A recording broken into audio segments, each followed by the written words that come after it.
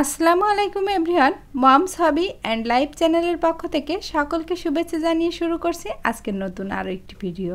আর আজকের ভিডিওতে আমি আপনাদের সাথে শেয়ার করব ঈদের ছুটিতে গ্রামের বাড়িতে কাটানো কিছু সুন্দর মুহূর্ত। আমাদের বাড়ি যেহেতু খুলনায়, তো আমাদেরকে তো পদ্মা সেতুর উপর দিয়ে যেতে হয়। তো পদ্মা সেতুর যে যাওয়ার যে রাস্তাগুলো এত সুন্দর, আসলে নিজে চোখে না দেখলে বোঝা যাবে না। আর ক্যামেরায় এতটা ভালো আসি নাই, যেহেতু গাড়ি অনেক ফোর্সে চলছিল। তো যাই হোক, তারপরেও চেষ্টা করলাম রাস্তার এই সুন্দর ভিউটা আপনাদের সাথে শেয়ার করার, কারণ এত সুন্দর ভিউ ক্যামেরাবন্দি না করে থাকতেই পারলাম না। তো কার কাছে কেমন লাগছে রাস্তার ভিউটা অবশ্যই কমেন্ট করে জানাবেন।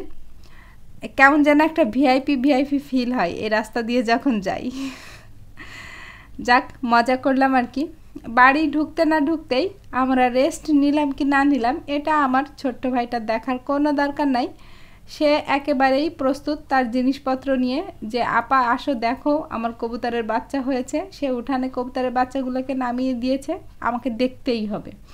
তো ওর এই বিষয়গুলো আমি কিন্তু খুব এনজয় করি, আমার ভীষণ ভালো লাগে, এত ভালো লাগে যেটা ভাষায় প্রকাশ করার না। তো যাই হোক, এরপর তো তার শুরু হয়ে গেল যে চলো আমরা একটু বাড়ির চারপাশটা ঘুরে দেখি। তো বাড়ির চারপাশ ঘুরতে ঘুরতে আমার মেয়ের মাথায় ভূত চাপলো, সে এখন সূর্যমুখীর খেতে যাবে।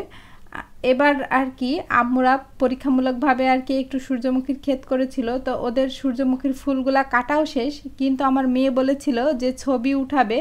সে সূর্যমুখীর ফুল কখনো নিজে চোখে দেখে নাই, যার জন্য আমরা গাছগুলো রেখে দিয়েছে। তো মেইন ফুলগুলো কেটে নেওয়ার পরে যে গাছগুলো রেখে দেওয়াতে সাইড থেকে যে ডালপালাগুলো বের হয়েছে সেখানে ছোট ছোট কিছু ফুল ফুটেছে।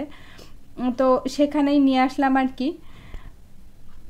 মানে নাতনির আবদার বলে কথা, এটাতে কিন্তু জমির অনেক ক্ষতি হয়, কারণ এখন কিন্তু অন্য আর একটা ফসল হতে পারত, কিন্তু না, নাতনি যেহেতু বলেছে তাই আমার আব্বু আম্মু এই জায়গাটা যারা কাজে ছিল তাদেরকে বলছে যে ওভাবেই রেখে দিতে, কেননা তাদের নাতনি এসে দেখবে আর কি।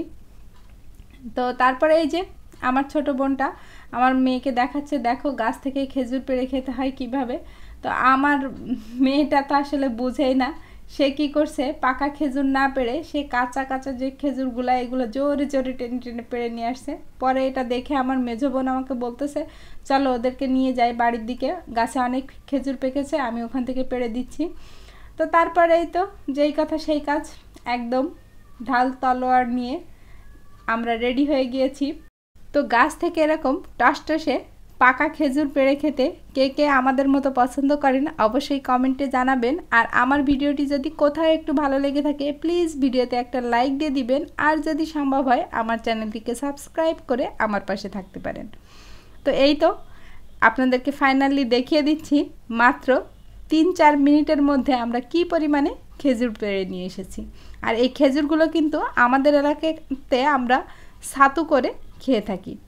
তো সেই রেসিপিটা দুঃখের বিষয় শেয়ার করতে পারি নাই। সবাই সুস্থ থাকবেন, ভালো থাকবেন, আল্লাহ হাফেজ।